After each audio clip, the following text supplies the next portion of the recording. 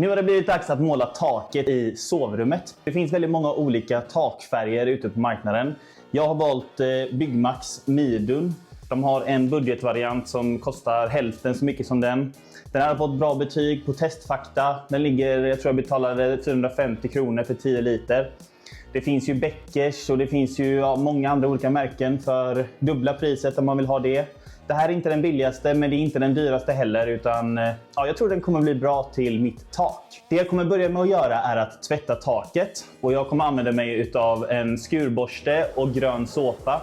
Inget mer märkvärdigt än så. Jag kommer ta lite såpa bara och varmvatten för att få bort alla lösa partiklar och smuts som ligger i taket. När man målar en vägg eller ett tak så är det alltid bra att börja med en pensel i hörnerna för att sen gå på med rollen.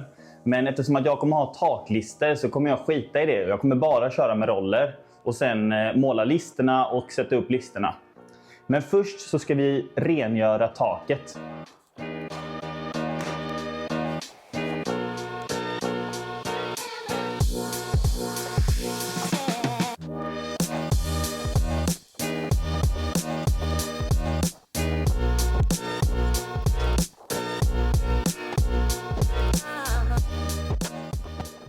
Nu har jag moppat av taket 2 gånger, så det här ska vara torka lite och sen ska vi slänga på färg. Som taklist så kommer jag använda mig av den här frigolitlisten som jag kommer måla i samma färg som taket och sen montera med sånt här silikonliknande monteringsgrej. De är ju redan vita, men jag vill ha dem i samma färg som taket, så jag kommer börja med att måla dem nu. Det var lite klurigare än vad jag trodde att måla lister. Jag tror att jag hade alldeles för lite färg i början, och tekniken är nog att ha mer färg när man målar ut på listerna. Men nu har de i alla fall fått sig 2 lager och jag tror att det kommer bli bra. Och blir det inte bra så är det bara att måla på en gång till. Nu är det dags att rolla taket i sovrummet.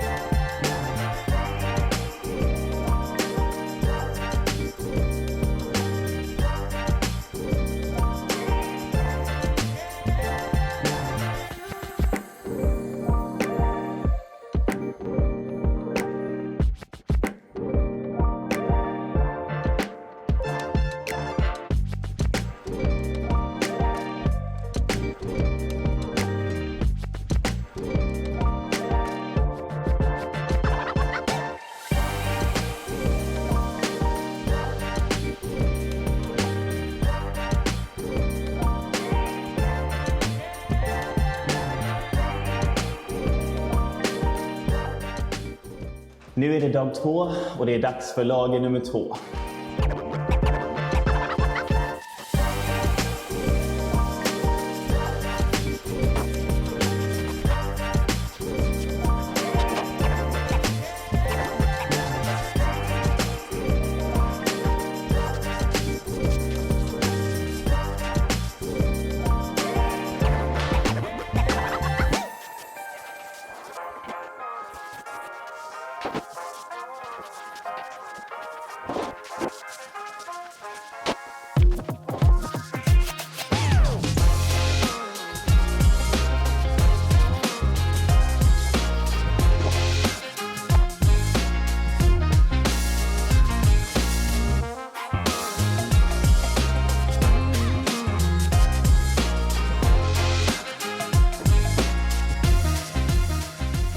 Nu nöjer jag mig med taket som det är, så får det torka och sen ska det på renoveringstapet och sen lister, sen färg, sen golv, sen är det klart. Nu när taket är målat så är det dags att börja förbereda för renoveringstapet som ska upp på alla väggar här i det här rummet. Den ska vi sen grunda innan vi målar den i vitt. För det kommer bli vita färger i lägenheten. Vitt går alltid hem hos de flesta. Vi ska börja med att ta bort alla spikar i väggen och alla eluttag och knappar. Och sen ska vi spackla alla hål och defekter på väggen som är mot vägen.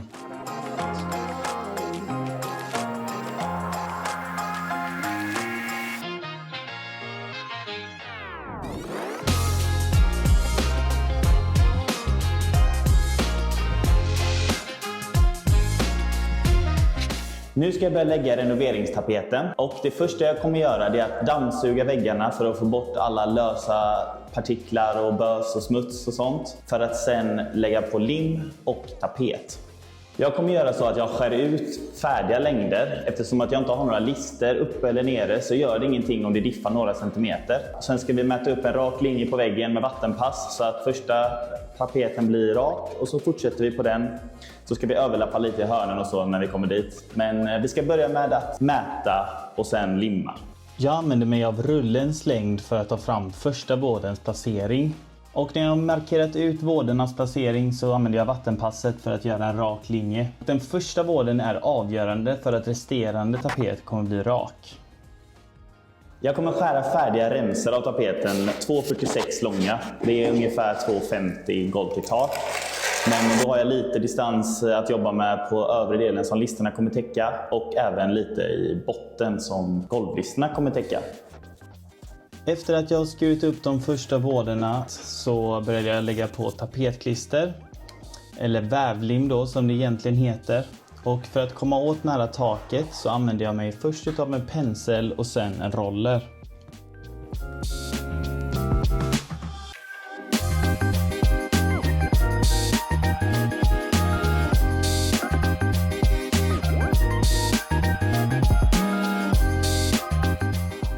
Tapetskrapan jobbar vi med inifrån och ut för att få bort alla bubblor och få tapeten att fästa ordentligt.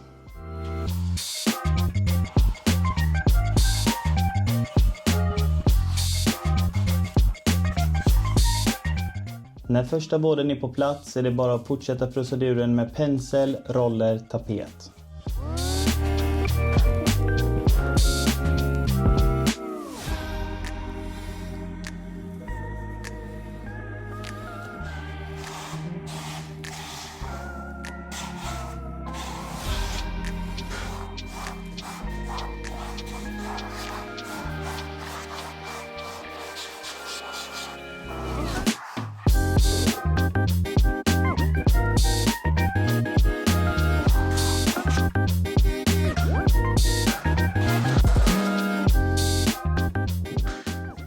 När jag kommer fram till hörnet så är det viktigt att tapeten fäster hela vägen in i kanten.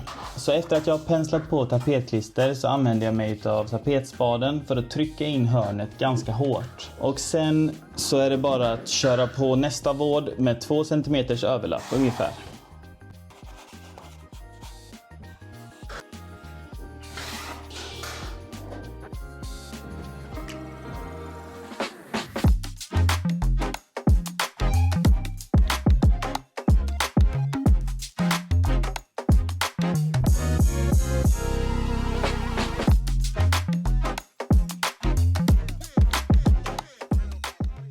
Nu är det dags att tapetsera i hörnet. Det är lite krångligt här för vi har ju lite elrör som ska passas in. Men jag tror att det ska gå ganska bra.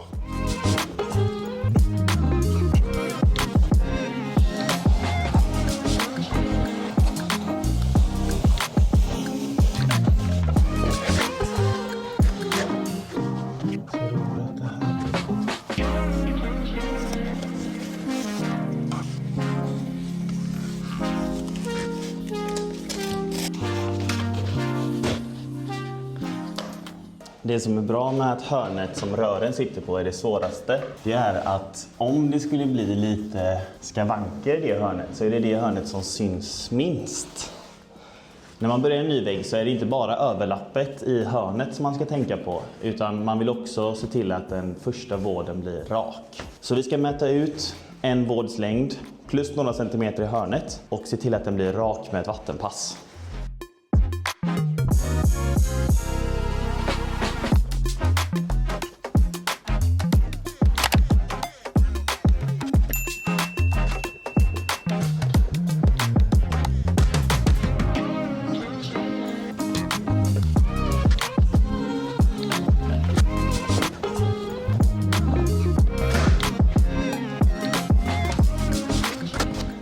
Det där var ingen enkel match.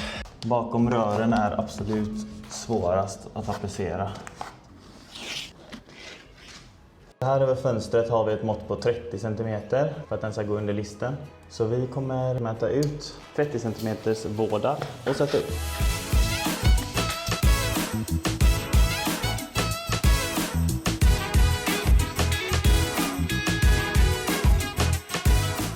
Nu är övre vårdarna uppe och det är dags att gå på hörnet och dörren.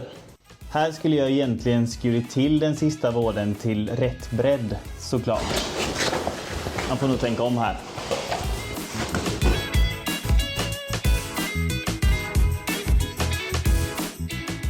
Jag gjorde 2 snitt i tapeten där rören ska gå och så försökte jag få in den så bra som möjligt emellan.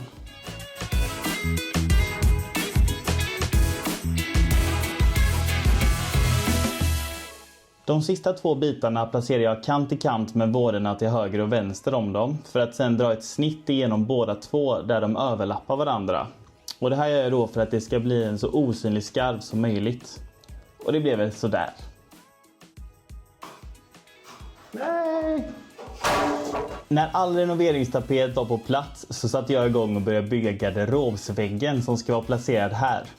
Men det kommer inte på plats i denna videon utan det kommer i nästa veckas avsnitt. Och då kommer jag även lägga golv och måla alla väggar och jag kommer göra klart hela sovrummet, det lovar jag.